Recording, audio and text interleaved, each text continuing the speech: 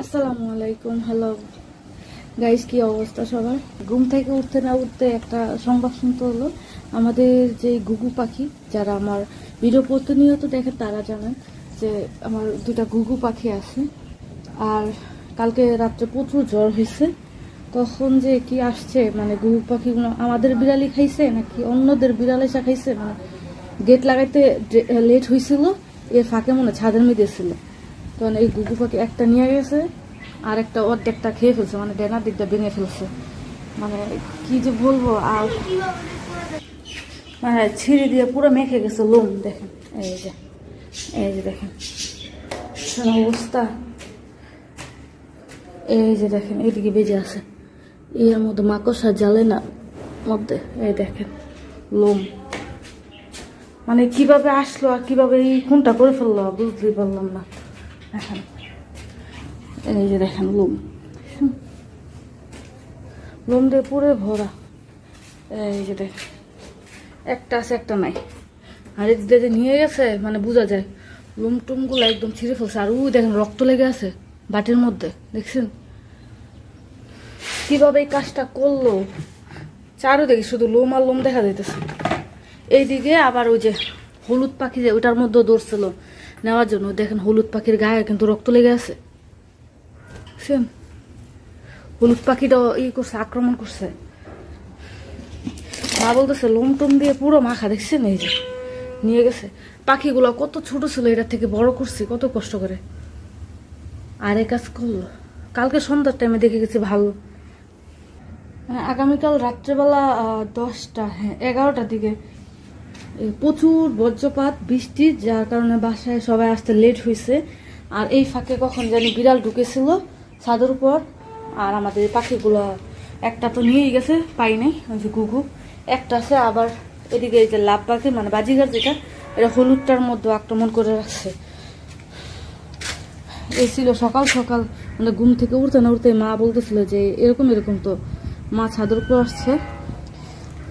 এই ছিল আজকে সকালকার আপডেট। আজকে দেখেন খাবার নিতেছে, ওইদিকে আমাকে দেখতে পেয়ে দৌড়ে আসতেছে, এই জন্য আমি আবার খাবার নিতে আসছি। দেখেন ওই যে দেখছেন সবগুলোই সব আয় আয় আয় আয় আয়, পিছিয়ে পিছিয়ে দৌড়েতেছে। আয় আয় আয় আয় আয় আয় আয় আয়, সবগুলো দৌড়েতেছে না। আর আজকে তো শুক্রবার, সবাইকে জুম্বা মুবারক। ও বাবা, হাতের মধ্যে কামড়াইতেছিস কেন? নিচে খা। তাহলে আমি যে বলছিলাম যে এক পাখি আরেক পাখিকে খেয়ে ফেলছে, তা না, ওই যে কি জানি আসছে, মা বলতেছে বাউরাল। আমার বাউরাল জিনিসটা কি এটা আমি জানি না। তাহলে ওইটাই, এই যে আমাদের আরেকটা যে ছিল টার্কি মুরগি, তাহলে ওইটাই খাইছে। পাখি যেটা খাইছে এই টার্কি মুরগিটা ওইটাই খাইছে।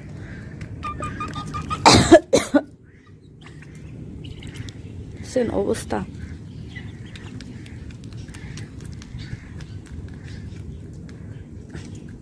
আমার এই বাজিকার পাখিটারও, হলুদ পাখিটার একদম ডানাটার মধ্যে কামড় দিছে, একদম রক্ত জমে গেছে, মানে একখান থেকে মাংস নিয়ে গেছে।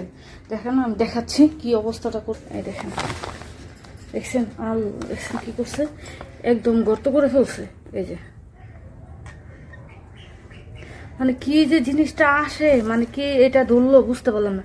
আবার কিন্তু খাঁচার এই মুখ কিন্তু লাগানো ছিল, মানে এটা যখন জাপটা দিছে ধরতে গেছে তখন এই খাঁচাটা উপর হয়ে পড়েছিল। মা বলতেছে সকালে যাই দেই খাঁচা উপর হয়ে পড়ে রয়েছে। আমি ভাবছি যে হয়তো এই ছাদের গেট লাগানো ছিল না, বাতাসে মনে এটা হয়েছে। পরে বলতেছে তো আমি ছাদের গেট তো লাগাই আসছি, তো লাগানো ছাদের গেট। ওটার ওই যে খাবারের বাটিতে কিন্তু রক্ত লেগে আছে, দেখেন ছিটে ছিটে রক্ত। আর এটাতে ওগুলা ধরতে পারে নাই, শুধু এই যে হলুদটার মধ্যে আক্রমণ করছে। দেখেন হাত, দেখছো কি করছে, গর্ত করে ফেলছে। তো দেখছি তো, এটা কি করবে এখন? এটা মারা যাবে না এখন, এটা বাঁচবে কিনা বলতে পারতেছে না, এক জায়গায় গর্ত করে ফেলছে। এখন এটা ধরতে পারলে একটু হলুদ লাগাই দিলে হয়তো। হলুদ জাল থাকে, হলুদ বাবা অ্যান্টিবায়োটিক। গ্রিলের মুখ পর্যন্ত রক্ত লাগানো, এই যে ওই যে উপরে এখানে এখানে, মানে এই এত চাপা গ্রিল দিয়ে তারপর এটার ভিতর দিয়ে কিভাবে নিচে। দেখেন আমাদের খাঁচাটা কিন্তু একদম নতুন খাঁচা। হ্যাঁ খাঁচা তো বুঝছো, খাবারের বাটিতে, খাবারের বাটিতে যে গ্রিলের মতো রক্ত লেগে আছে। মানে এইটা ও একে ধরে নিয়ে গেছে, এটা টাইম না হেসরায়, বুঝছো? এই যে জায়গা রক্ত। আর এটার আক্রমণ করছে, কিন্তু এটা ধরতে পারে না ভালো করে। এটার ফাঁকা থেকে এটার ফাঁকাটা আবার আরো চিকুন, হ্যাঁ, আরো চাপানো। তাইলে এইটা ধরছি কেমনে? এটাই তো বুঝতে পারতেছে না, মানে জিনিসটা কি এই কাজটা করে। এর আগেও আমাদের ওই যে আমার লাগে তো সাপ। টার্কি মুরগিটা ওইটাই করছে।